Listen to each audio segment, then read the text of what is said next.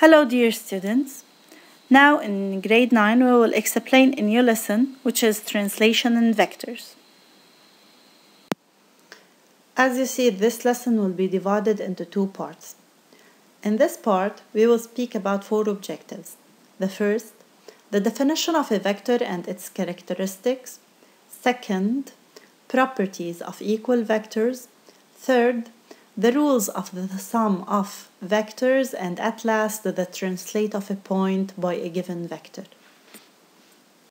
Dear students, first we will start with a very small introduction. It's very important for me to give you an example about how can we find vectors in our daily life. How can we relate mathematics to our daily life? You see here, this is a figure of a cable car. This cable car, if it is moving upward from the point A to the point B, we will say that this cable car is moving by the vector AB. AB will represent, the vector AB will represent the path of the cable car. Now we will start with the first objective, which is the definition of a vector. What is a vector? A vector is a mathematical object. It describes the movement of an object from one point to another, and it can be geometrically illustrated by the directed line segment. So as you see here, this is the vector AB simply. This is the vector AB where its origin is A and its extremity is point B. To understand more about vectors, we will speak about the characteristics of each vector. The adjacent vector is a vector AB and is denoted by vector AB.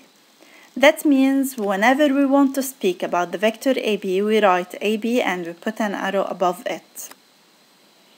For each vector, we have three characteristics. First, the sense, from point to point, or from up to down, or from left to right. The direction is the second characteristic that we will speak about. Is the direction horizontal, vertical, or oblique? Here we have a horizontal direction for the vector AB. In this vector, this direction is oblique direction, and this is a vertical direction. For this vector AB, the third one, the direction is vertical. The last one is the magnitude of the vector, and it's very easy. It speaks about the length of the vector. We measure the length of the segments AB, and it will be the magnitude of our vector.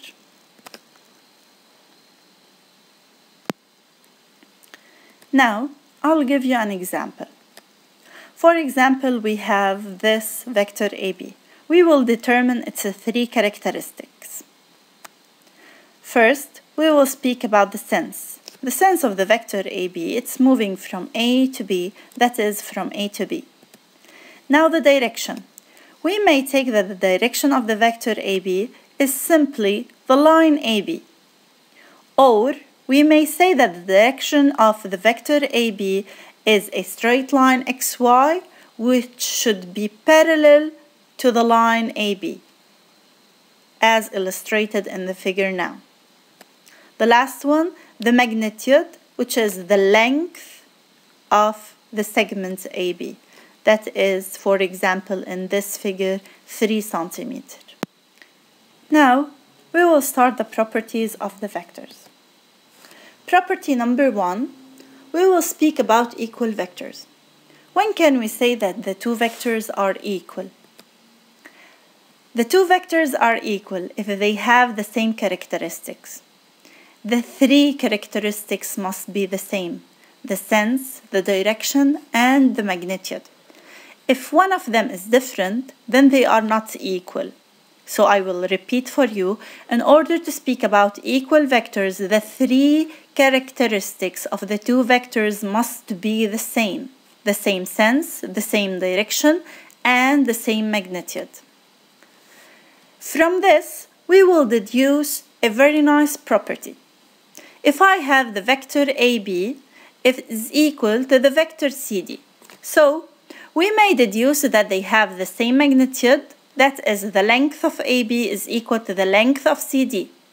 And they have the same direction, that is, the line AB is parallel to the line CD. So here, these two segments have the same magnitude and the line AB is parallel to the line CD. So what can we deduce from this? In any quadrilateral, if we have two opposite sides that they are parallel and equal, we will deduce that this quadrilateral is what? Exactly, ABDC is a parallelogram. Pay attention for the name of the parallelogram. It's not ABCD. You see, the vector AB is equal to the vector CD, so the name of the parallelogram will be AB, and we will exchange the position of C and D, ABDC. Now we will start with this application. In order to understand more about the equal vectors, we will have these figures, and I want from you to start with me with figure 1 and tell me, does these two vectors have the same direction, same sense, or same magnitude? I want you to complete with yes or no. So as you see here, the direction of these two vectors is not the same. And the sense is also not the same. Also, as you see, they don't have the same magnitude. Now we will continue with the second figure. Does these two vectors have the same direction? Do they have the same sense or same magnitude? So as you see here, they don't have the same direction, they don't have the same sense, and they have the same magnitude. The measure of the first vector is equal to the length of the second vector. Now we will speak about this third figure. In this third figure, these two vectors have the same direction, but they don't have the same sense, and they don't have the same magnitude. In the fourth figure, we have these two vectors. They have the same direction, they have the same sense, but they don't have the same magnitude. We will continue with figure number 5. We have here the same direction, but they have opposite sense, and they have same magnitude. The last one, these two vectors have the same direction, same sense, and same magnitude. The only case of these 6 figures that we say the two vectors are equal is only in figure number 6, because the 3 conditions are satisfied only in figure number 6. It's not satisfied in any one of the above figures except number 6. So in this case only we say that these two vectors are equal. Here we will start with a very important property that we will use a lot.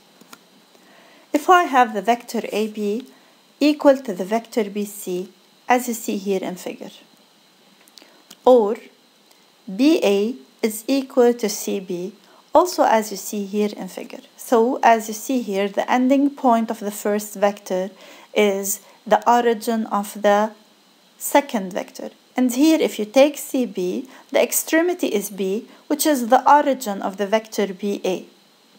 So here, what can we deduce? Yes, as you see in figure, B is the midpoint of the segment AC.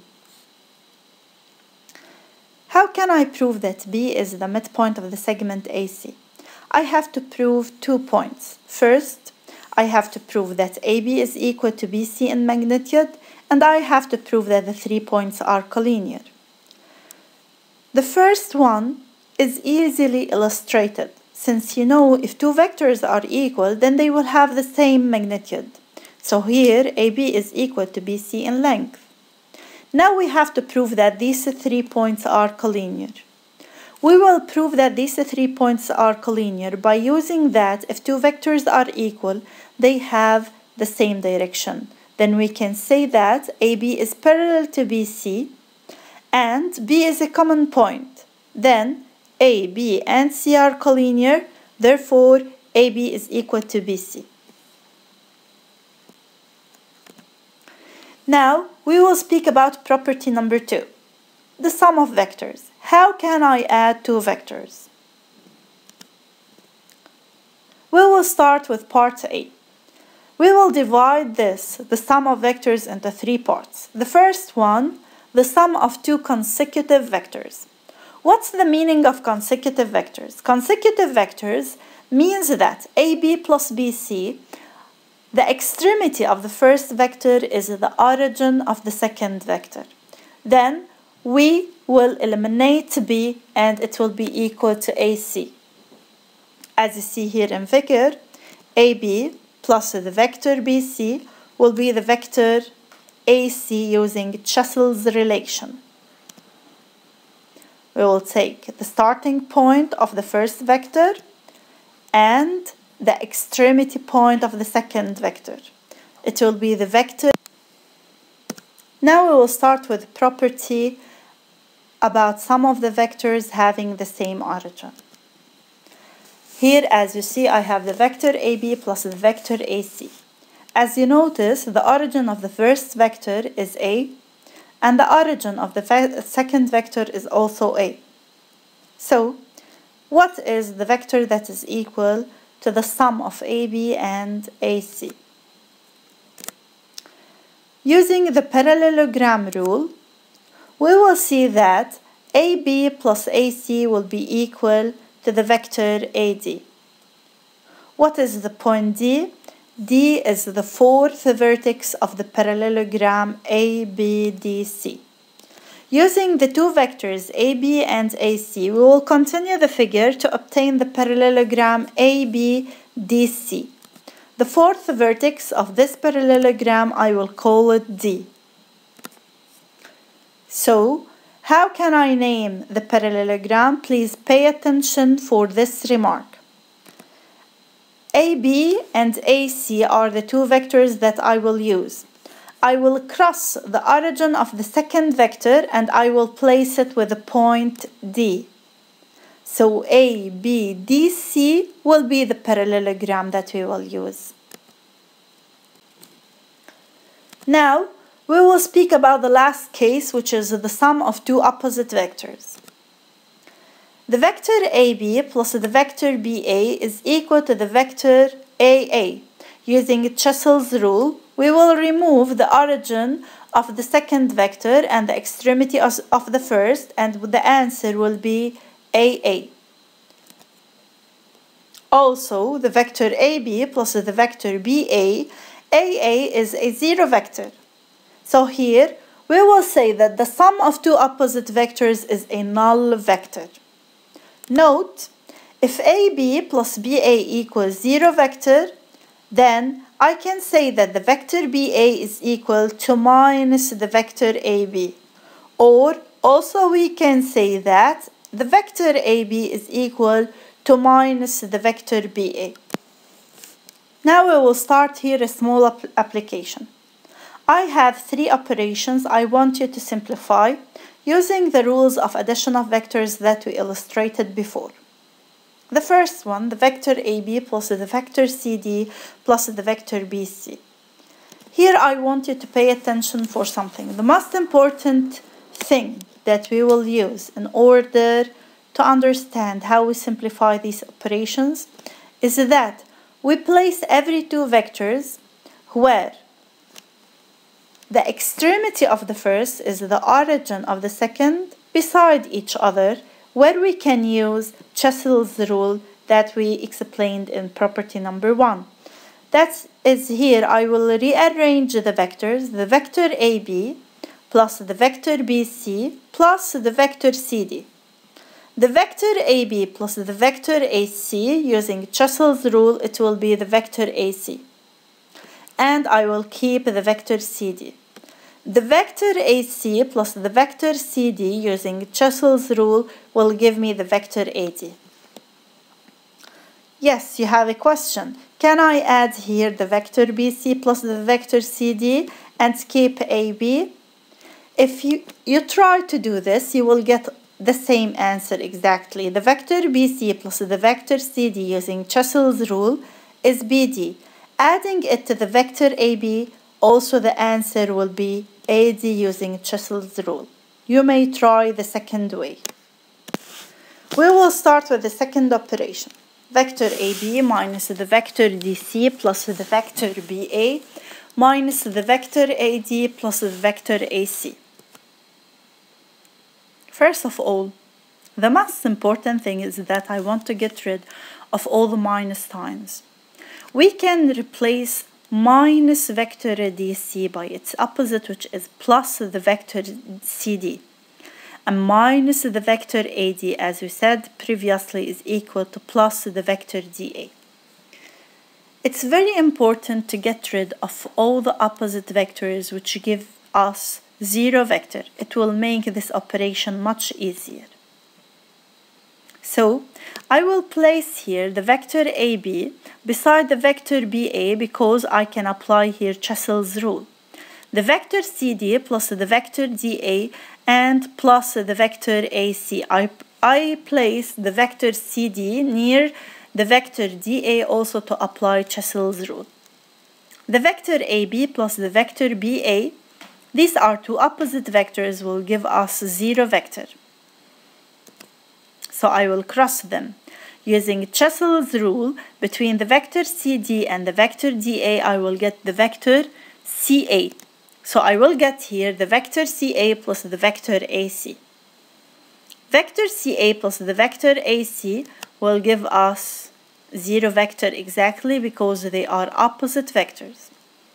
The third operation, vector AM plus vector MF plus the vector AF. You see here, I will solve the first two vectors. I will add the first two vectors. Vector AM plus vector MF using Chassel's rule will give us the vector AF. So I will get vector AF plus vector AF. Simply it is 2 times the vector AF.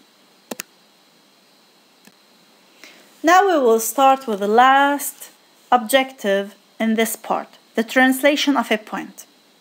As you see here, I have the vector AB and the point C. I want to place the point D, which is the translate of the point C by the translation vector AB. It is as if I move from point C to the point D in the same direction, same sense, and I want to move at the same magnitude. That is, the length of the segment CD must be equal to the length of the vector AB. So here I will get the point D. From translation, I will deduce that the vector CD is equal to the vector AB.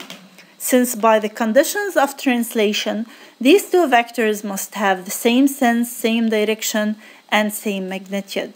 So also we can deduce that AB DC is a parallelogram.